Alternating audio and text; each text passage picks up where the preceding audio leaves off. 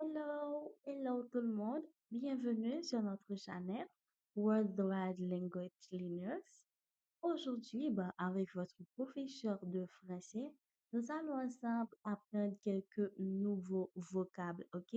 Disons quelques nouveaux mots, encore quelques nouveaux vocabulaires. On les utilise, mes amours, dans des langages courants ou encore standards, ok?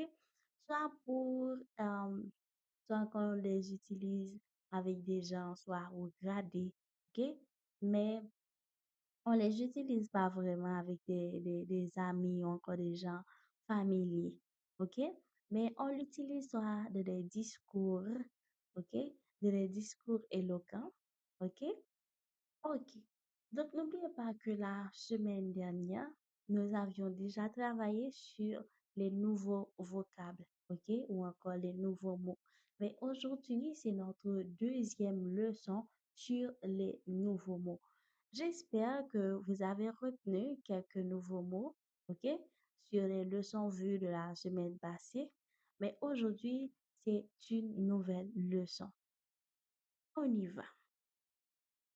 Notre premier mot pour ce aujourd'hui, c'est la sérénité. Nous avons la sérénité. C'est quoi la sérénité, mes amours? La sérénité se définit, ok, c'est calme, ok, c'est le calme profond et paisible. Donc, on utilise la sérénité pour quelqu'un, ok, c'est pour décrire son calme profond et sa paisibilité, ok, et sa paix, ok. Prenons l'exemple. J'aime la sérénité des montagnes au lever du soleil. OK? C'est comme tu aimes la paix qu'il y a dans les montagnes. OK? La paix, ce calme profond là. OK? Cette paix-là où tu n'entends que les oiseaux qui chantent. OK? Tu n'entends que les vagues de la mer en bas. OK? Bon, disons, vous êtes au-dessus là. OK? Vous contrôlez tout. OK?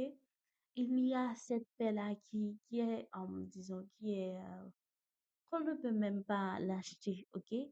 Qui est inexplicable. Cette paix-là, ce calme profond-là, ok? J'aime la sérénité des montagnes au lever du soleil. Non, nous avons la sérénité comme nouveau mot. Et notre deuxième mot qui est opiniâtre. Opiniâtre.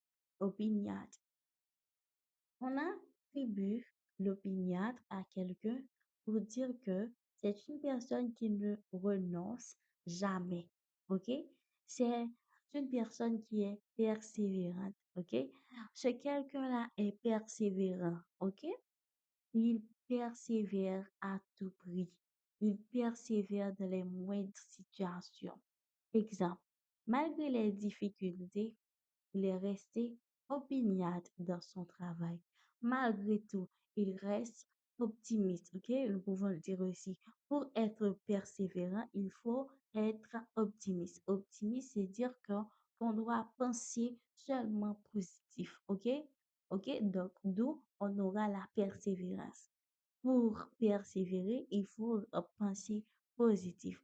Pour ne jamais renoncer, il faut rester optimiste. Il faut percer, ok? Donc ici, là, je vous donne deux mots ensemble, ok? C'est pas grave, mais ils sont de mèche, ok? Il ne renonce jamais. Persévérant, on dit que cette personne-là est opiniâtre. Malgré les difficultés, malgré les situations, ok, il est resté opiniâtre dans son travail. Numéro 3, nous avons le mot magnanime. Numéro 3, nous avons comme mot magnanime. Que veut dire magnanime? Magnanime se définit ou encore on attribue magnanime à quelqu'un pour dire que cette personne-là est généreuse, ok? Qui pardonne facilement. Non seulement la personne est généreuse, et aussi elle pardonne facilement. Elle a cette capacité de pardonner tout, ok?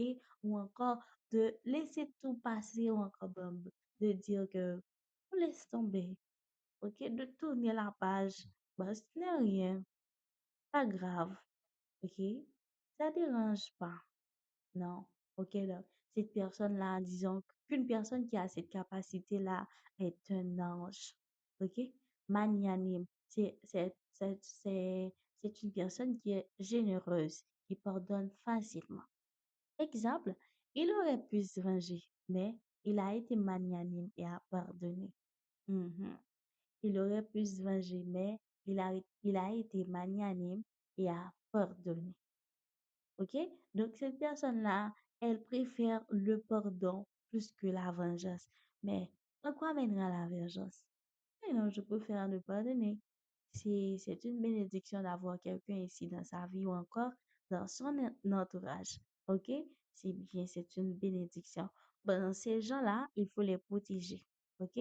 Ces gens magnanimes. Nous avons notre quatrième point qui est encore quatrième nouveau mot pour ce aujourd'hui, discendant. Dissident, excusez-moi, c'est dissident. Que veut dire dissident? Quand on attribue dissident à quelqu'un, c'est dire une personne qui s'oppose à une autorité ou un système. OK? On s'oppose à une autorité ou un système. OK? On s'oppose à lui. OK? On dit celui-ci est dissident. Exemple, il est devenu un dissident politique après avoir constaté le régime. C'est comme on dit, on représente comme la partie inverse, l'opposé, ok? Il est devenu un dissident politique après avoir constaté le régime.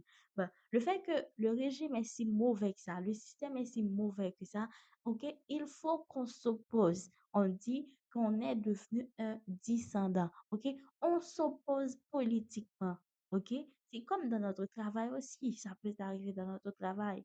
Ben, on nous maltraite, il y a de l'injustice, ok?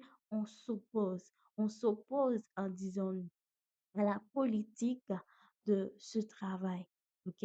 On s'oppose aux normes du travail parce qu'il y a de l'injustice à l'intérieur. Nous sommes devenus des dissidents. Et pour finir, nous avons proéminent. Que veut dire proéminent?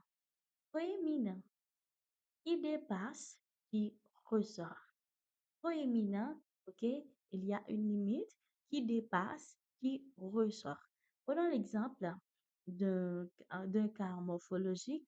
Son nez proéminent lui donne un air sévère. Mhm. Son nez qui est dépassé, ok, qui dépasse, disons, la hauteur normale, son nez proéminent lui donne un air sévère qui dépasse, qui ressort, ok? Donc, disons que c'était environ ces 5 mots-là pour ce aujourd'hui, jusqu'à même 6 nouveaux mots, ok? Ben, je vous dis merci. Merci d'avoir été des nôtres. N'oubliez pas de liker la vidéo si vous avez aimé et n'oubliez pas, si vous avez, disons, connu d'autres expressions, ce serait avec un grand plaisir de les partager, ok? Bon, ce serait avec un grand plaisir de les connaître de vous. Bon, je vous attends dans l'espace commentaire. Au revoir, à plus. N'oubliez pas de liker la vidéo, de partager la vidéo si vous avez aimé. Et si c'est votre première aussi, n'oubliez pas d'abonner. Au revoir, à plus tout le monde.